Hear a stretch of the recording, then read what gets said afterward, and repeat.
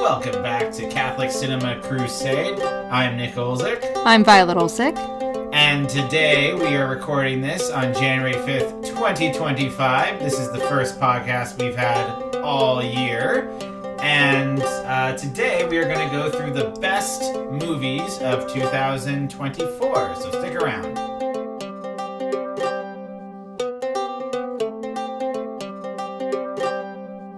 Go ahead and start us off with prayer, Nick. In the name of the Father, Son, Holy Spirit, amen. As we enter into the final days of Christmastide, we ask through the prayers of all the saints of Christmas, of St. Joseph, of our Mother Mary, of the shepherds, of the angels, of the wise men, of all who participate in this great event, to please pray for us. Please pray for all of our viewers and their intentions, and help us have a wonderful new year, and especially bless this podcast and all of our listeners, that this new year may be a season of growth and expansion for the podcast and of happiness for all of our listeners. So this is kind of our end of the year, beginning of the year podcast. We're going to go through the top 10 movies for each of us for 2024, and I have not looked at Violet's list, and I don't think she's looked at my list. But I suspect there will be at least a few crossovers. But first of all, make sure you like and subscribe. Email a comment to us at catholiccinemacrusade@gmail.com. And we actually have a comment from one of our recent episodes from one of our regular listeners, June. So what is the comment, Violet? So this comment was for episode 43, Family Live Action Movies. And I wanted to mention it because she said some great recommendations. A couple of others that came to mind for me are The Santa Claus and Free Willy. And I wanted to mention those because those are great recommendations. Yeah, Free Willy was on my short list. It just didn't make the top 10. I feel like that's a film every 90s kid knew, especially since I grew up in Oregon, and the orca, who played Willy in the film, Keiko, lived in the Portland Aquarium for a while. It was like a really big deal. So yeah, both great recommendations. So thank you, Judy, for your comment. So next, let's talk about what we've been watching this past week. So first of all, we started listening. We did this snow trip with our kids. We usually do this about once a year. We make a nice trip up to the snow in the Cascade Mountains, about an hour away from our house. And we were listening to a audiobook called Viewfinder by the director John M. Chu. John Chu. And I'd heard of some of the films he'd seen, but I'd never actually seen a film he directed. So we watched his big one, the one everybody knows, which is Crazy Rich Asians. Although he recently directed Wicked Part 1. So that's probably going to earn, I'm willing to bet, a lot more money at the box office than Crazy Rich Asians did. And I really enjoyed the film in general. I thought it was really well written, very well directed, a very fun, exciting film. Definitely is a whole world that I was not aware of. You know, these very affluent people who live in Singapore, who are businessmen and women who have hotels and apartments all over the world. And it is kind of a Cinderella fairy tale story where you have this New York girl who comes from humble backgrounds, but she's a professor at NYU, so it's not like she's dirt poor. But she meets and falls in love with this guy named Nick, right? Yeah, Nick Young, I believe. Who she doesn't know is from one of the wealthiest families in Asia, and then he invites her back home for a friend's wedding. And, of course, everybody is wondering whether they're going to get hitched or not. And so the mom is very keen to find out who this young lady is. And it says, from there on, it's a somewhat standard romantic comedy, but done in a really great way. So what did you think, Violet? I loved the acting. Top notch. Loved the ensemble. Like, all the who's who of the Asian actors of Hollywood. Constance so it was Wu like... and Michelle Yao. And you had all these... Like every Asian actor I could think of, like Ken Jeong and the guy from The Daily Show, whose name I don't remember. Like, they all had these little bit parts. Yeah. Awkwafina was in it. She did really well. She did really well. I don't always like her, but she was great in Crazy Rich Asians. And then we've started, although we have not finished, Twisters, which is on Peacock right now. And I'm really enjoying it. It's a lot more serious than the original. The original film, which came out in '97, was much more like action adventure, bad guys, good guys, underdog. This is a little bit more like serious. Like, it starts with this very tragic event where this young woman, her whole team basically dies, and she has survivor's guilt. But she's wrangled back into the world of storm chasing by an old friend, and it's got a much deeper story, but the effects are still brilliant. I remember It's beautiful. I don't remember much about the story of Twister, but I remember when I saw it when I was a kid, just being absolutely blown away at the visual effects. This was the same year Titanic came out, so it was like a big year for VF effects that were starting to get really, really good in the late 90s. But I'm really enjoying it. I'm enjoying the acting. The writing's really good. So we'll see how that pans out. Yeah, I'm excited to keep watching when we're done doing this.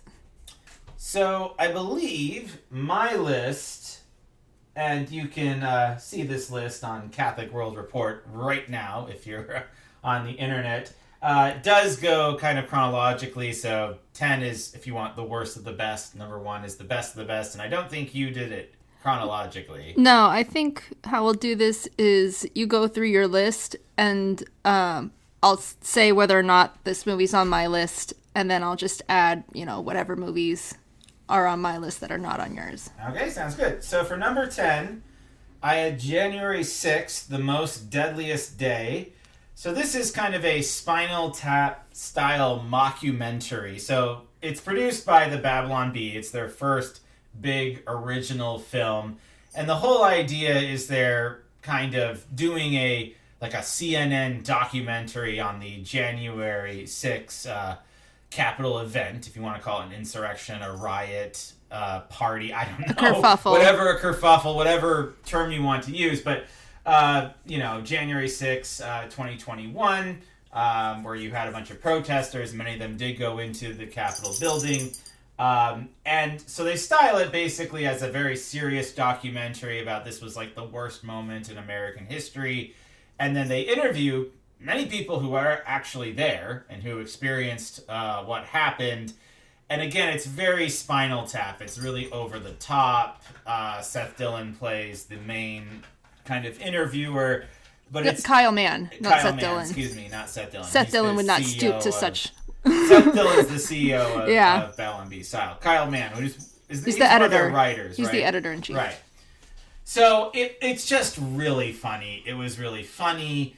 It was a little poignant. The whole idea was that, in their opinion, this was, while not a good event, a highly overblown event where much less happened than was let on, and it was a lot of political hysteria. Whether you agree with that or not, it was just a really, really funny film. I enjoyed the humor. It reminded me a lot of Airplane. And it did, yeah. The completely randomness of the movie.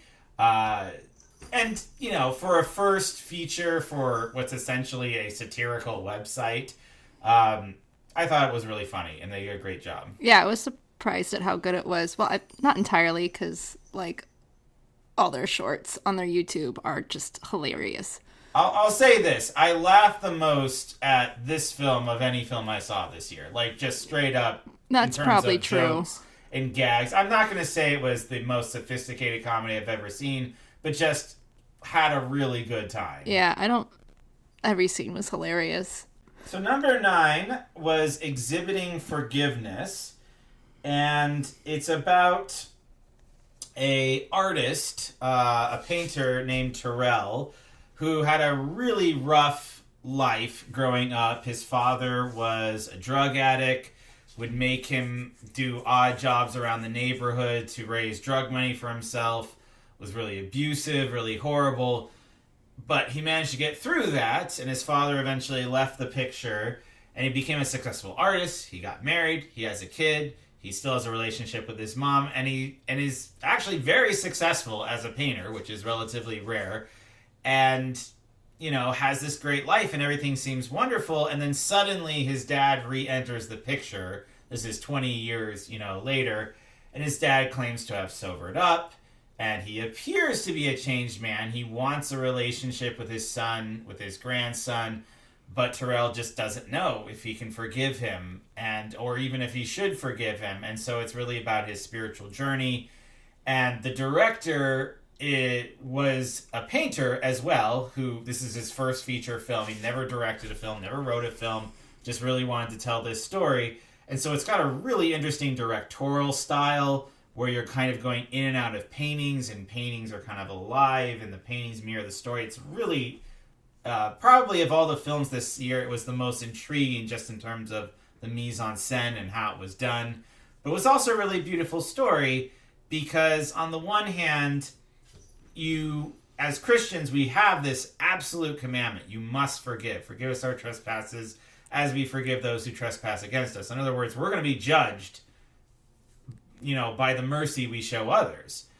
But at the same time, Terrell's dad, it's interesting. He comes back seeking reconciliation, but he never really apologizes for the things he's done. He just kind of assumes he deserves forgiveness because he's sobered up and he's done all this. So it's more complicated than simply, you absolutely should forgive anyone who asks for it, or you should never forgive people who do something bad. It's got this really nice nuance to it. It was a really beautiful film. Yeah, and it looks like a movie that was directed by a painter. It's just got this look. So sorry, go and ahead. this was also on my list. Oh, this was on your list too? Yeah. So number 8, which I'm guessing is probably on your list, is the Matt Walsh sophomore documentary, Am I Racist? I would put this much higher on my list. It was 8 on mine. I'm sure it's higher on yours. So yes, Matt Walsh is one of the stars of the Daily Wire, the conservative news organization that's become quite prominent over the last few years. He had his first film, What is a Woman, back in, I think, 2019? No, it was a little later than that. 2021. Yeah, it was 2 years ago. I really enjoyed as well. I thought was good. That was more of a kind of straight-laced documentary. This is essentially, this is not my own turn, I've seen this many times, the conservative Borat. So basically, this is about DEI and anti-racism efforts, and to kind of investigate this world, because Matt Walsh now has a known face in media. He puts on a man bun, he puts on glasses, he kind of presents himself as a liberal figure, and he enters into the world of DI, presumably as someone who wants to learn about it and teach it.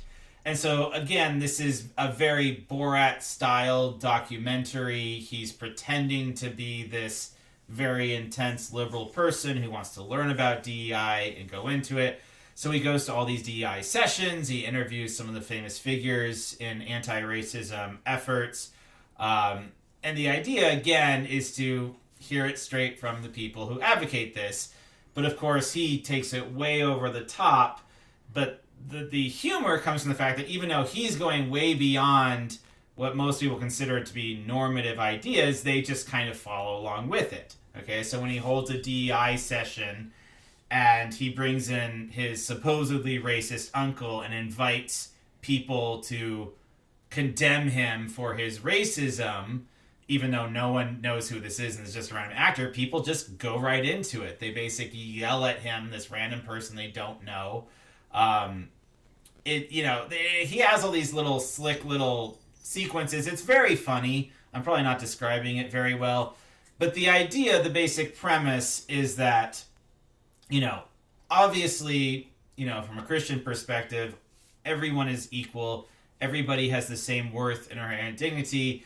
And in his idea, the most intense forms of DEI and anti-racism effort actually work against that.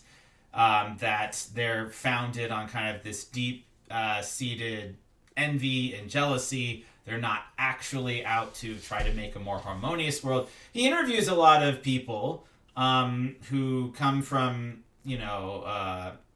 African-American backgrounds or Latino backgrounds who don't advocate for DEI or try to take if you want, a more traditional approach, which is there's one person particularly interviews a African-American car mechanic who's actually an immigrant, who says very bluntly, like, the answer to all this racism stuff is just to love one another, which is, of course, straight from the That's gospel. always the answer. Whatever the problem is, that's always the answer. Right. So this was it was a very funny film. As I said, I'm kind of interested in the themes, but it's a lot of fun to watch people kind of react to Matt Walsh pretending to be, this far left DEI guy is really funny. And it also was a bit of a landmark. It was the first theatrical film the Daily Wire has released. It made somewhere in the vein of $12 to $15 million, which is a lot for a theatrical documentary. As he says, pretty much every episode since it came out. It is the highest grossing documentary in the last 10 years. So that's a major thing. That's a big deal. Of course, when they came out with the Oscar shortlist, even though they submitted it to the Academy, it was not on the shortlist of 15 documentaries. I did a little number crunching, and if you take the box office, several of them which have not even had a theatrical release yet, because the rules are a little different for documentaries. But if you take the box office of all 15 of those films, it's less than a third of what he made at the box office for his film. Now, again, I'm not saying that box office only equates to equality. I would say that because, Avengers Endgame briefly was the highest grossing film of all time, that should have won all the Oscars at Best Picture. But I do think when you have such a far discrepancy between just the top 15 and then the one that seemed to have the most impact, it does make you kind of question how this works. Well, and historically, when a documentary has been a box office success, it at least gets on the short list or a nomination. If you think about the highest grossing documentaries of our lifetime, March of the Penguins, which won Best Documentary, Super Size Me, which was nominated but didn't win. Pretty much a lot of the Disney nature documentaries. Right. The highest grossing documentary of all time, by far, which I think has like 150 million, was Michael Moore's Fahrenheit 9/11, which probably would have won, except he decided, this is kind of an interesting little bit of trivia, rather than submit it for Best Documentary, he submitted it for Best Picture. So it wasn't even, it didn't qualify because he chose not to submit it for the documentary category. Although he had won 2 years prior for Bowling for Columbine. But that's just a little bit of... Oscar politicking is always a little bit of a tricky subject. And it's not as if, conservative films haven't gone on to have some success at the Oscars. But I think anybody worth their salt would admit that there is kind of a more left slant in terms of the films that generally... get nominated, though not completely. You can certainly if you go back in Oscar history prior to, say, the 1970s, that's not necessarily the case. But, certainly the last 10 years, for sure. Yeah, it's weird. The last 10 years especially, and this is maybe a whole nother podcast, it's not just that they necessarily haven't been good, they just haven't been noteworthy. I can tell you, starting in maybe 2013, pretty much every Best Picture winner prior to that, and after that it's just kind of a blur because they get nominated, they win, and they just kind of disappear. I can't think of a Best Picture winner that's really stood the test of time in the way, say, Forrest Gump did, or Titanic, or Platoon, or The Godfather, or something like that. The last film I feel like that won Best Picture that really made an impact was probably 12 Years a Slave in 2013, which is a really great film, and I still actually show a short clip in my class. Anyway, we're getting off track, but Am I Racist? Number 8, a good film. Should be higher. Not going to get an Oscar, but oh well. All right, so number 7, I have The Forge. I have that on my list too. So The Forge is by the Kendrick brothers, who are a big name in Christian independent cinema. This goes all the way back to Fireproof and Courageous. They made War Room. They made also a lot of less noteworthy films in between. It's really hit or miss with these It's guys. really hit or miss, but this was a big hit. This was really good. And this was about kind of the crisis of masculinity, and it's about a young man who has graduated from high school but has no college plans, just kind of no life plans, period. Yeah, he's living off the generosity of his mom. His dad divorced a long time ago, isn't really in the picture, and his mom gives him an ultimatum. It's like, if you're going to live here, you got to pay rent, you got to have a job. So he has to go get a job, and he's very unenthusiastic, to put it generously, about getting a job. But there's a man who takes a chance on him at a fitness equipment company, and he basically learns how to be a man and take responsibility. And he joins this group of kind of Christian men called The Forge, and it's about fraternity and that we need to support one another. And it's a coming-of-age story, and it's also about Christian fraternity. So these men meet, and it has this really kind of fun, great ending where we're finally, this young man has a chance to prove himself. And it's definitely a kind of film, if you have a young man or a young woman who's just really struggling in their life to find purpose and meaning, and to have the courage to kind of take up the mantle of being a responsible person, I would definitely recommend it. It was okay. It was good. Yeah, I mean, it's a Kendrick Brothers film, so some of the dialogue was a little sappy, but it was definitely one of their better efforts. Yeah. The acting was good. So number 6 is We Grown Now. I loved this film. It's about 2 young African-American boys growing up in the Chicago projects in like the 90s. And it's just so beautifully written and so beautifully directed. And it's just about their relationship, and eventually one of them has to move away, and so it's about them kind of figuring out their friendship. You told me about this, like I asked you about this movie a couple days ago, and I could, for the life of me, could not remember it, even as you were describing it. But it's coming to me now as you're describing it again. And it was really good, it was right? very good. Like, the opening scene was so great. It was like Tom Sawyer and Huckleberry Finn. Like, they're dragging a mattress. Oh, that's down right. the stairs of their building. You have no idea why they're doing it. It seems so ridiculous. They're like dragging this mat, and they're talking, and they're shooting the breeze and talking about their life. And it's like floor by floor by floor. There's no elevator. They have to drag this mattress, and they have to then drag it out to like this basketball court. And you see all these other kids with their mattresses, and they're basically making a giant pile of mattress. And then they have like a skateboard, and they go off a ramp, and then they jump into this giant pile of mattress. And it's just like 90s kids fun. It was great. And, you know, it's just about his life, and, you know, his mom and his grandma and his younger sister live with him, and he's trying to do good at school, and the projects are not safe. There's a lot of gang activity, and the police sometimes come. There's even one scene where the police raid their kind of apartment because they think someone might be hiding there. And it's just about the struggles of early life, especially in poverty, but also, you know, that while they, you know, from our perspective probably seem, you know, rather poor, you know, their everyday struggles aren't consciousness of like, I'm poor. It's my best friend's moving away, and that makes me really sad, and I don't know how to deal with that, and so I'm going to be mean to him because I'm sad he's leaving, you know. And it's really just a beautiful human story. These 2 kids were fantastic actors. Some of the best acting I saw were from these 2 kids. I mean, just gorgeous all around.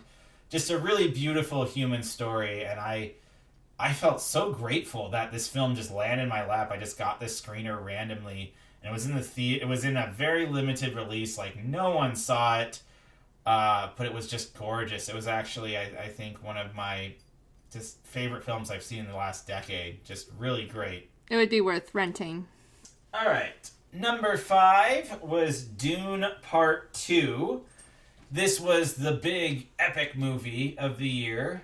Of course, the sequel to Dune Part 1, where we see, the main character who's kind of the messiah figure come into his own and lead the people and rebel against the people who killed his father and take back Arrakis. But what I liked about this is that even though we're supposed to root for this guy, and he's the messiah, and he's going to bring the desert people and his own people together and rule the planet and kick out the emperor and these sorts of things. It ends with this kind of question mark because he becomes kind of this crazy guy, and you're like, is he going to be a dictator? He betrays his girlfriend at the very end to, assume the mantle of future emperor of the galaxy. Is he power hungry? We don't know. But the big thing about this film is it was just an epic, big spectacle. It reminded me of the big Hollywood films of the 50s and 60s, That's like true. Ben-Hur and Lawrence of Arabia. Just another world it puts you in. There's a lot of great action fight sequences. The art direction, the cinematography is gorgeous. It's certainly unique. Yeah, it's just, Dune's been around for a long time. There have been many adaptations of it. This is easily the best adaptation, in my opinion. And it transports you to another place, which I think is really important and one of the few things that cinema can do that really no other medium can do. It wasn't on my list. I thought it was long, kind of dragged in places. Yeah, fair enough. But it's fine. I tried reading it. I got like 40 pages in and got bored. But, my dad said he read it like 5 times in a row when it came out in like the late 60s, early 70s. He said it was one of his favorite books. So, gave it a run for him. Maybe I'll come back to it. All right, number 4 is Thelma. I put this on my list too. Oh, so fun. Just a really fun movie. So Jane Squibb, who is 90 years old and still doing great work, she plays Thelma, who's kind of a nice grandmother figure. She has several grown children, one of whom kind of, sort of, lives with her, is kind of couch surfing. And she gets scammed out of $10,000. Like, there's a phone call that says one of her kids is in trouble. They need $10,000 right away. She sends it, and then she discovers that she was scammed. And the police kind of say there's not really a whole lot we can do about it.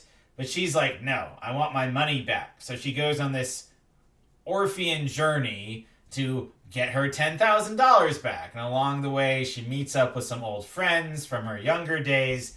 They team up. So it's kind of like Cocoon in that it's all these older people, but it's like Ocean's 11. It's this mystery where they have to break into this scam artist, like, he owns like a clothing shop and he has this like computer operation in the back with some younger people, and she decides to like infiltrate him and force him to give the money back. It's just hilarious. It's super fun. It was one of my favorite performances of the year. Jane Squibb is great in all that she's done. Nebraska, About Schmidt. But this is my favorite performance. She really shines. And she's 90 years old. It's always awesome to see actors like right. 89, 90 plus. Just like, if she gets nominated for Best Actress, which she might, but might not, she would be the oldest person ever nominated. So that would be, not the oldest person ever nominated in any category, but for Best Actress. So that would be really great. So number 3 is Sing Sing. Oh, I have this one too. This is a great one. So it's about a man who has been in prison for about 2 decades. So he's a seasoned prisoner. And he starts a company called Rehabilitation Through the Arts, which is a real program in several prison systems. But this is kind of a fictionalized version of it. And so it's about him getting a play production together. They hire an outside director who comes in, and once a year they get together, they write a play, and then they put it on for all their fellows at the prison. And it's a really wonderful, intimate look into prison life. One thing I really loved about it was the art direction, how small the cells are, but even though they're very small, they make it their own home. They put up pictures, and they have like their desk organized in a certain way, and their desk is right next to their toilet, which is right next to their bed. It's all very small, but it's kind of this controlled atmosphere, and they make a life within the system. They do things that give them meaning, that give them purpose.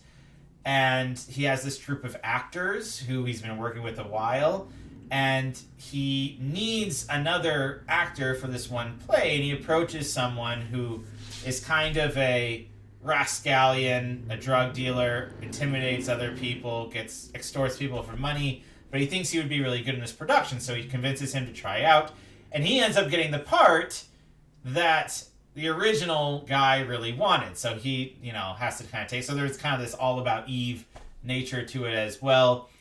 But it's a beautiful film, and I didn't notice until after I saw the film. So the main character is like a real actor who's been in a lot of different things. I recognize his name, but aside from him, everybody else are former members of a rehabilitation through the arts. So they were incarcerated, they were in this program, and now they're on the outside working normal jobs, etc. So there are people who actually went through this program. It was a really wonderful story. Like I said, it was probably maybe the best portrayal of like what that life is like to be in prison for decades and decades and just try to glean meaning from it and make yourself a better person. And it's a wonderful program. It's a real program. It was a very great human story, and I really enjoyed it. Yeah, I liked it too. Excellent acting, and yeah, great story. So number 2, my top 2 are, interestingly enough, both animated films and both from DreamWorks. So the second one is Orion in the Dark. This came out really early. I believe this was in February, if I remember correct. I think so. And it was written by Charlie Kaufman, who's, among screenwriters, he's considered one of these legendary figures, kind of like the Babe Ruth of screenwriting. So he wrote Being John Malkovich, Adaptation, Eternal Sunshine of the Spotless Mind. He's known for being extremely quirky, doing very non-linear films, really experimenting with what screenwriting can do. And this was just another fantastic example of this. But as a kid's animated film, which I just loved, that you have, on the one hand, a really fun animated film. It's about Orion, this kid who's scared of the dark. So the dark, as this kind of anthropomorphic character, comes to life and brings him on this journey to show him that, hey, there's lots of fun stuff that happens at nighttime. Like the moon comes out and certain bugs come out. And we have jobs we have to do. So there's like sleep, I think, is a character. And so is nighttime noises is a character. And he kind of goes on this journey. And then I don't want to spoil it, but like there's these time jumps that are really interesting. And you learn what's really happening behind the scenes, that this is actually like a story within a story. And it's classic Charlie Kaufman. Like, he loves to do this kind of stuff. And it was just so much fun to watch Charlie Kaufman tell this amazing story for a kid, because most of his films are all like really R-rated, and so to watch him use that genius in a really gentle, soft way was just so thrilling. Yeah, because it still had his signature, right? Like you could still tell it was made by him. That one was on my list too. And number 1, my favorite movie of the year, which I don't know this, but it might make like 100 greatest films of all time. I've been thinking about this and maybe adding it to the list. Every time I see it, it just knocks me over with how good it is, and that is The Wild Robot. This was, in my opinion, the best film that DreamWorks has made. DreamWorks Animation has made. So DreamWorks Animation came out just a little over 25 years ago. 1997, they came out with Ants, which, was okay. Didn't really go anywhere. And then 1998 came out with Prince of Egypt, which is one of the greatest films of all time. Absolutely gorgeous. I'm really torn between whether Prince of Egypt or this movie is the best DreamWorks film. Probably Prince of Egypt. Probably Prince of Egypt. The songs, the animation, the acting. But, oh my goodness, this film was so good. The animation was beautiful. The animation was gorgeous. The writing was hilarious and topical and fun. And so you have this robot named Razum, who's supposedly like a helper robot. Like, she goes into your house and she cleans your dishes and she, goes in your backyard and picks your tomatoes. But she accidentally gets dropped in like the Pacific Northwest, like in the wilderness. And so she has to help, but she doesn't know who to help. And she learns how to speak to the forest critters. And she ends up becoming... That was a cool sequence. Yeah. She ends up becoming a surrogate mother to this little duckling. It was a gosling. A gosling, excuse me. And so she has to raise this gosling to a goose and get this goose ready for migration. And it's just this beautiful story where she learns how to have empathy, and she learns what it is to love, and she learns, and of course in real life, like, that's not how robots work, but it's a character. It's meant to be kind of a stand-in for kind of learning to be a more fully human person, going against what maybe you've been raised to do and doing something better. And it's a beautiful, it was very pro-life, like, just raising this small little child. You see the bird as like a fetal bird inside the egg, and then it grows into this gosling, and just valuing life, even life that's dangerous and scary, like the bear that eventually becomes a friend, or the fox that tries to eat the gosling and then become a friend. But also just that nature is wild and untamed and can be very dangerous. It has all of that. It's one of these great, it reminded me a lot of like these books I read in my youth that made me want to go out into the wilderness, like My Side of the Mountain and Hatchet, Island of the Blue Dolphins, like just living in that wild world. And like Violet said, the animation was just so good. It was so gorgeous. It was so beautiful. And it did kind of get me very emotional, because like my oldest kid is 11. I'm starting to have to think about, like, okay, in 7 years, he's going to have to leave the nest. And then we're just going to have kids leaving the nest for, like, the next 10 years. Like, what's that going to be like for me? Am I ready for that? Is he ready for that? Have I prepared enough for that? I don't think he has enough in savings for when he needs to go to college. Like you know, like, all those things came with watching this film, which obviously a kid, like our kids saw it and loved it. But as an adult watching it, I got so much out of it that they wouldn't. And a good film will do that. It'll work on multiple levels and appeal to multiple generations in different ways. Yeah.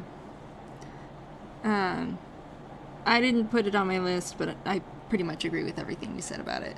Okay.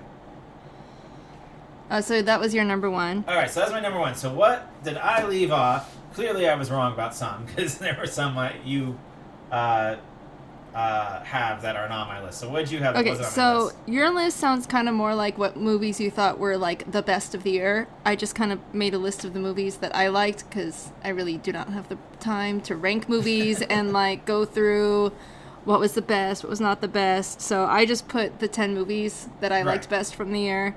And all of your movies were on my short list for sure, except for the one that I forgot about, which I would add to my short list and probably my list. But you missed Possum Trot. I really liked that one. It was such a beautiful story, and the acting was really good. Like the teenage girl who's at the center of the story. Mm-hmm. Such a interesting character, and again, the acting, like, holy cow, so good. So I liked Possum Trot, and I know you did not want to review this movie, but I insisted you do it because it was about penguins, my penguin friend, and I ended up really liking it. It was a sweet story, it was a sad story, it was a happy story, it was all the things, and there was a penguin in it. Okay, I'm happy to admit I was wrong about the film. They sent this screener to me. They were really excited about it. I even got to interview one of the producers. And the moment I saw the trailer, I'm like, I am not going to like this movie. I do not like sappy animal movies, especially about penguins. Like, how many penguin movies have there been? But it was really good. It was on my short list. I'm happy to admit I was wrong. I judged the book by the cover, and it was a good book. This, again, my list isn't in order, but this might be my favorite movie of the year. Was the best Christmas pageant ever. I just, like... Again, I think I'm mostly judging these movies based on, like, the heart of them, and this had a lot of heart, and it was like, Possum Trot had a lot of heart, of course, but it was, like, much more tragic than the Best Christmas Pageant Ever. Best Christmas Pageant Ever had a lot of heart, but it was a lot more fun, surprising to have a focus on Mary, which made me happy. The child acting in that one was really good, too. Yeah. Like, the actors, the young actors did really well. I also added Carry On to my list because I just love a good thriller, and that was a good thriller. It was a really good thriller. I'll say this. I didn't like it because I was just on pins and needles like the whole movie. It was a But very see, that's why I liked it. movie. But it was incredibly well crafted. Like, the action sequences were all fantastic. The editing, the cinematography. Like, so I'm in the process of going through, like, my choices if I was an Academy winner for the Oscars. And it didn't get a nomination for Best Picture, but it had, like, 6 nominations because, like, cinematography, editing, sound. Oh, definitely visual editing. effects were really good. Like, it's actually one of the best, like, visual effects, just in terms of not just necessarily like CGI, but